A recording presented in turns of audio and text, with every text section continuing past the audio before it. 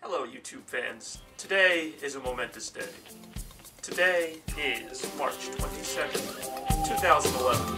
The day on which I embark on a new journey into stardom on my latest production.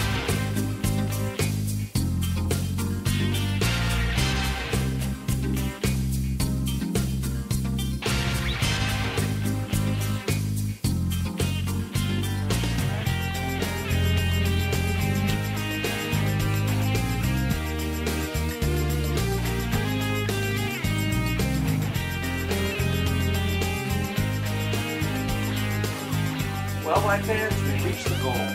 Blockbuster 2 is now officially on YouTube.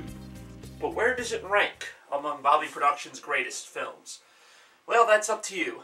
I mean, whether we had the action-packed Crash Daniels, the zaniness that was Foosball the movie, the comedic stylings of the movie hero, or even the sometimes emotionally uplifting Blockbuster the original, Bobby Productions has always kind of delivered a different sense of adventure, whatever it may be. But Blockbuster 2 is a different animal altogether, and I'd like to know what you all think of it. I mean, this movie was no easy feat, and even now, as I return to the room where I first announced this movie as part of my Project Ultimate promotion, it's kind of weird to think that it's, completed. But not to say this is the last that we've heard of Busted to Pieces. This movie left a big impact on me personally.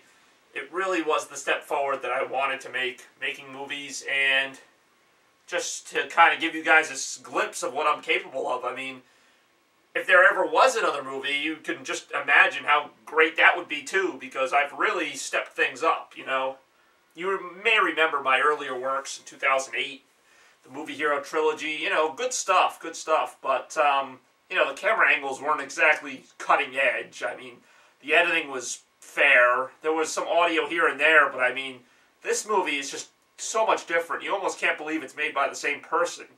And I can't believe it, even though I'm in all of those movies. But Blockbuster 2 was unlike anything I've ever done. And it was a lot of fun doing it, too.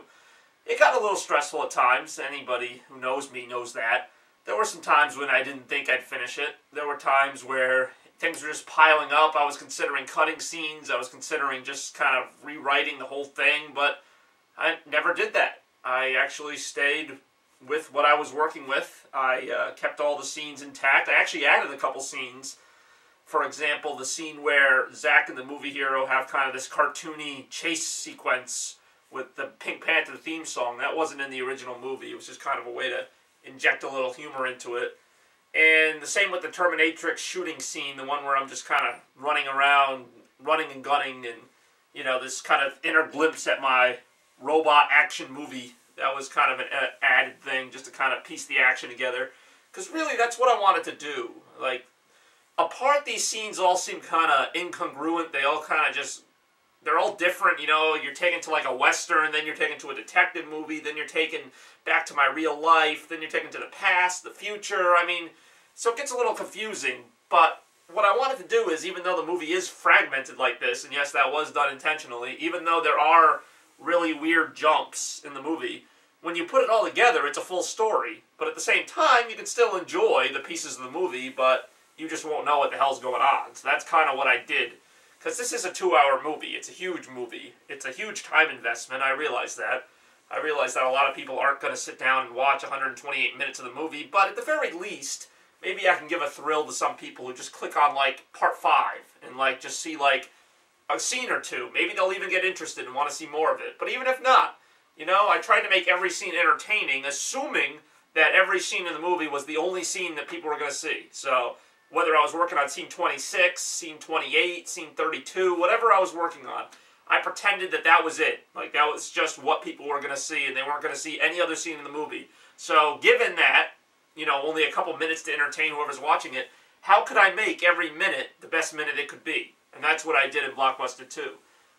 I just kind of challenged myself to make every scene as if it were a movie, but obviously, they all go together to make this story. And that's what I really want to hear from, is the fans who did stick around to see the whole story. I want to see what they actually thought of the story, because there is a story here. It's not just a bunch of random scenes, even though I made it out that way. I mean, there is a story. It involves myself and just kind of my own passion and frustrations and whatnot. The ironic thing is that while making this movie in real life, I actually did run into some of the frustrations that I detail in the movie. So, I mean, it's not like this was hard to come up with. I mean, this is just my real life. There are even some conversations and scenes in the movie that did happen in my real life. I just kind of tweaked them a little bit, but as fictional as this movie gets, there is a lot of biographical material in there. I reference my own past a lot.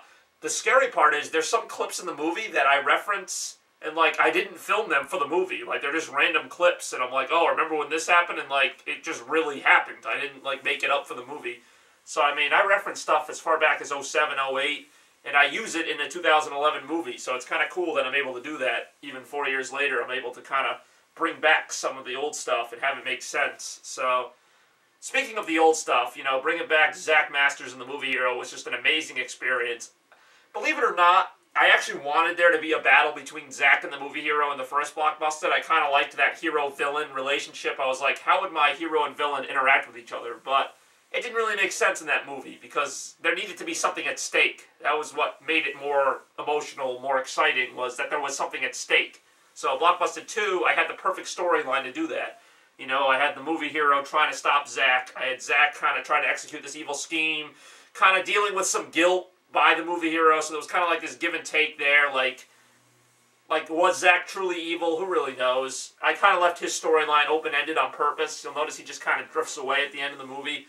There's a reason for that, but whatever. You know, Zach and the movie hero made this movie really great, and really, I feel like they're the reason why it ties into the first Blockbuster more than anything. Them and Drexler, because I could have made this movie without calling it Blockbuster 2. I mean, it originally wasn't going to be called that.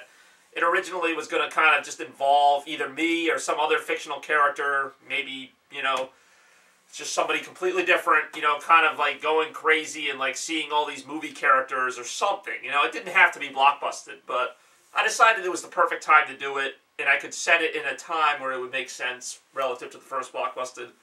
But anyway, I've rambled on enough. There'll be plenty of time to talk about Blockbuster 2 Busted to Pieces in the future, and you can better believe that I will be doing that. So until then, I just want to hear what you guys thought of the movie.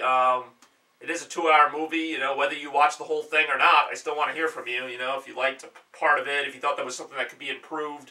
Because I do take these comments seriously, you know, I check them a lot, and I'd like to see what you all thought of my ultimate movie. Was it everything you thought it would be? Did I live up to the hype, or did I disappoint you? I have no idea, but that's what YouTube's for, a little bit of feedback. So, hope to hear from you all. I'm glad that, hopefully, I entertained you all, so let's just see what happens, and stay tuned in the future for more behind-the-scenes, outtakes, and retrospects on the movie that just was. Blockbuster 2, Busted to Pieces. Thank you.